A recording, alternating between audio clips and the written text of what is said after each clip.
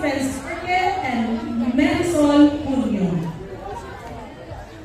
Prior to the World War II, Father Ireneo Perez, a pilgrim priest, traveled to the northern section of the province of Negros, and he ended up in the town of Cadiz and bought a piece of land. He named it after the Holy Land of Israel, Jerusalem. The ancestral homes in Cadiz serve as recollections of the sugar barons and hacienderos who hired locals for manual labor. Sugar workers are also called sacadas. The sacadas are commonly referred as kalagatabas for the tapuseros, and during the months of October through April, the sacadas of Sitio Jerusalem till the land, plant cities, weed and fertilize the field. And from May to September, during the dead season, or Tiempo Muerto or Tigiliwi, the sacadas rely entirely upon the harvest month and what the hacienderos pay them. Despite their situations, sacadas spend their money wisely to go debts, engage in gambling, cockfighting, and drinking spree.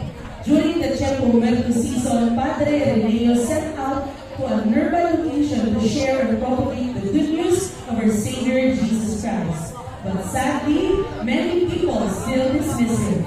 They gamble, and they believe that money is the answer to all challenges in life, and the Hacienda Sugar Plantation will provide the solution to their needs.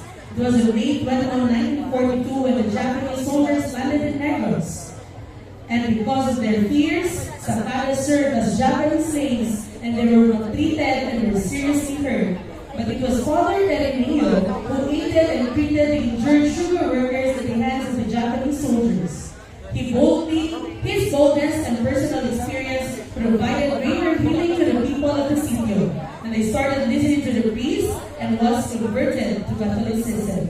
Now, the calm, prospering, and one of the highest sugarcane productivity, Barangay Jerusalem honors Father Ireneo Perez for his excellent works that left an imprint on the history and culture of Barangay Jerusalem. Ladies and gentlemen, let's give a